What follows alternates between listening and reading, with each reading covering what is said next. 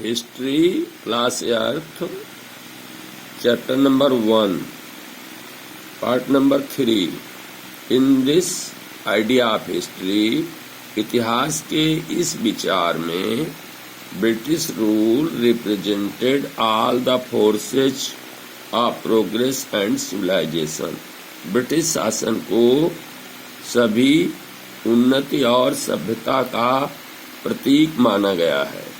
The period before British rule was one of darkness. British शासन के पहले के पीरियड को अंधकारमय पीरियड कहा गया है या अज्ञान का समय कहा गया है। Can such A conception be accepted today? क्या इस प्रकार का विचार आज स्वीकार किया जा सकता है? In any case can be referred to any period of history as Hindus and Muslim। क्या हम किसी भी हाल में किसी भी पीरियड इतिहास के समय को हिंदू या मुस्लिम में बांट सकते हैं? Did not a variety of faiths exist simultaneously in these periods? क्या कई विश्वासों के लोग एक साथ साथ इस पीरियड में नहीं रहते थे? Why should we characterize an age only through the religion of the rulers of the time? हम उस समय के जो शासक थे वो किस धर्म को मानते थे उसके आधार पर हम विभाजन क्यों करें?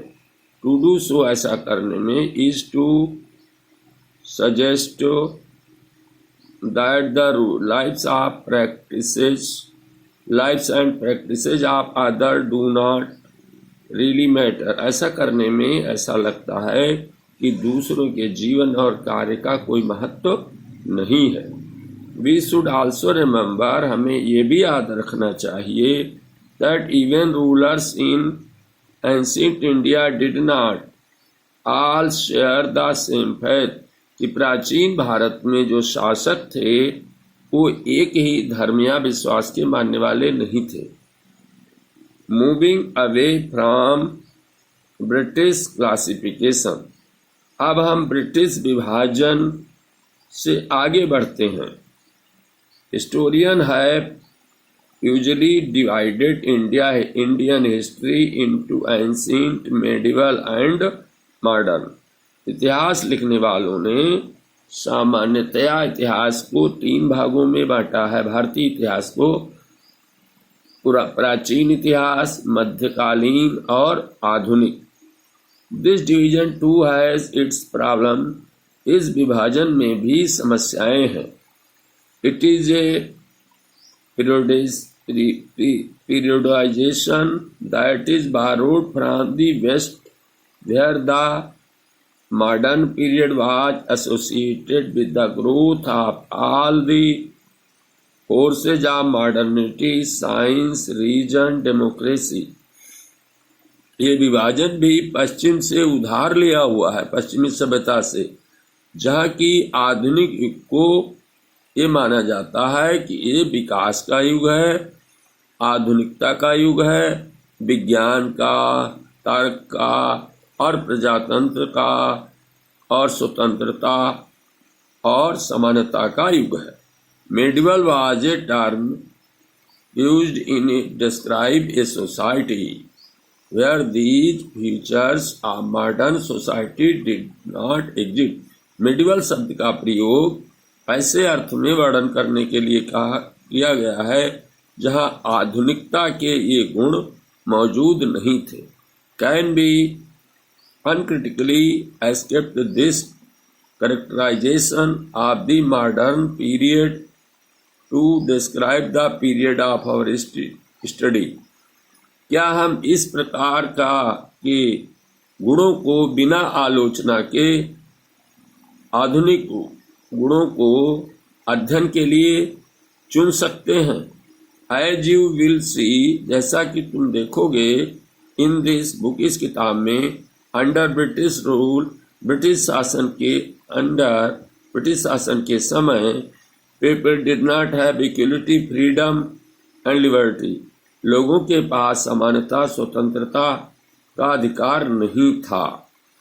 Nor was the period one of economic growth and progress। न ही ये आर्थिक प्रगति और उन्नति का समय था। Many historians therefore refer to this period as colonial। बहुत से इतिहास लिखने वाले इस समय को उपनिवेश काल कहते हैं। What is colonial? colonial उपनिवेश काल क्या होता है? In this book you will read, इस किताब में तुम पढ़ोगे about the way British came to conquer the country and establish their rule। कि किस तरह से ब्रिटिश लोग भारत में आए और उन्होंने देश को जीता और अपना राज्य स्थापित किया। Subjugating लोकल नवाब एंड राजा। स्थानीय नवाबों और राजाओं को उन्होंने हराया। यू विल सी तुम देखोगे how they established control over the economy and society, collected revenue to meet all their expenses, bought the goods they wanted at low prices, produced crop they needed to export. ये भी तुम पढ़ोगे कि कैसे उन्होंने पूरी अर्थतंत्र पर और समाज पर कब्जा कर लिया। उन्होंने रेवेन्यू इकट्ठा किया, अपने खर्चों के लिए लगान वसूला। bought the goods they wanted at low price। जो सामान उन्हें चाहिए था उसको कम कीमत पर खरीदा और जो फसल जो एक्सपोर्ट करना चाहते थे, विदेशों को भेजना चाहते थे, वो उगानी पड़ी किसानों को। And you will understand the changes that came about as a consequence. और जिसके परिणाम स्वरूप जो परिवर्तन समाज में हुआ वो भी आप पढ़ेंगे। You will also come to know, तुम्हें ये भी पता लगेगा about the changes British rule brought about in values and taste, customs and practices. कि किस प्रकार से ब्रिटिश लोगों ने यहाँ के लोगों में, रीति रिवाजों में और उनके जीवन में परिवर्तन कर दिया। When the subjugation of our country by another leads to these kinds of political, economic, social and cultural changes, जब कोई दूसरा देश वाला हमारे देश को हरा करके इस तरह की राजनैतिक, आर्थिक और सामाजिक और सांस्कृतिक परिवर्तन करता है, to be referred to this progressive colonialization। तो इस हम प्रक्रिया को उपनिवेशवाद कहते हैं। You will however find that all classes and groups did not experience these changes in the same way। जबकि तुम ये भी देखोगे कि सभी वर्गों और समुदाय के लोगों ने इस प्रकार के परिवर्तनों का अनुभव नहीं किया। That is why the book is called Our Past in the plural। इसीलिए इस किताब का नाम Our Past यानी प्लूरल में लिखा है। How do we know, हम कैसे जानते हैं। What sources do historian use in writing about the last 250 years of Indian history। पिछले 250 ईयर के इतिहास को लिखने में हमारे इतिहास के लेखकों ने किन किन बातों का सहारा लिया। Administration produces record. उस समय प्रशासन में रिकॉर्ड माने लेखा जोखा रखा जाता था। One important source is the official record of the British administration. एक महत्वपूर्ण स्रोत था कि ब्रिटिश शासन में लिखित रिकॉर्ड रखे जाते थे।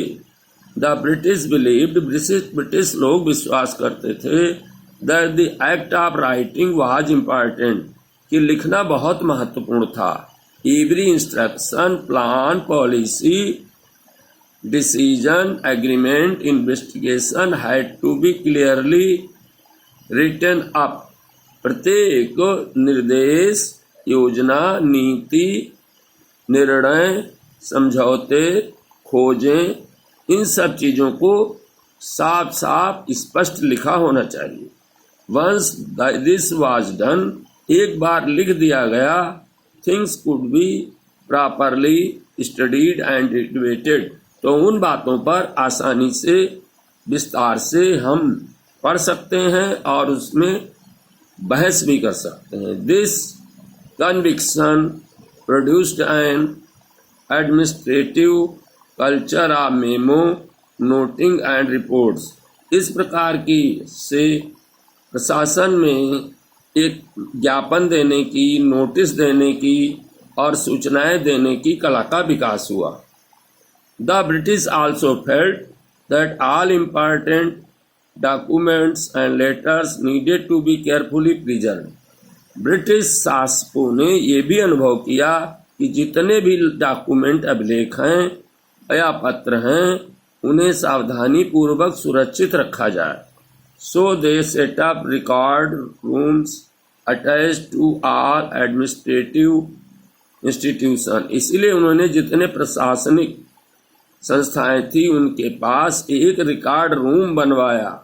The village tahsildar office, the collectorate, the commissioner office, village tahsildar के ऑफिस के पास, कलेक्ट्रेट के ऑफिस के पास, कमिश्नर के ऑफिस के पास रिकॉर्ड रूम बने। The provincial secretaries, the lower court all had there record rooms.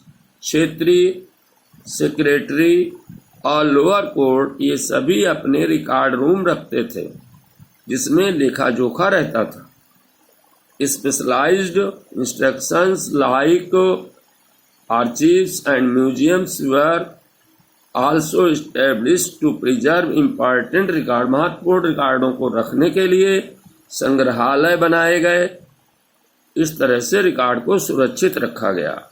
Letters and memos that moved from one branch of the administration to the another in the early years of the 19th century can still be read in the archives. जो पत्र, जो ज्ञापन उस समय एक शाखा से प्रशासन की दूसरी शाखा को दिए गए और उनको 19th सेंचुरी में अब भी वो संग्रहालयों में रखे हैं और उनको अभी भी पढ़ा जा सकता है। You can also study the notes and reports that district official prepared. तुम इन नोट या रिपोर्ट को अभी भी पढ़ सकते हो जो क्षेत्रीय अधिकारी तैयार करते थे। Are the instructions and direct, या जो दिशा निर्देश वो देते थे। That were sent by official at the top to provincial administrators.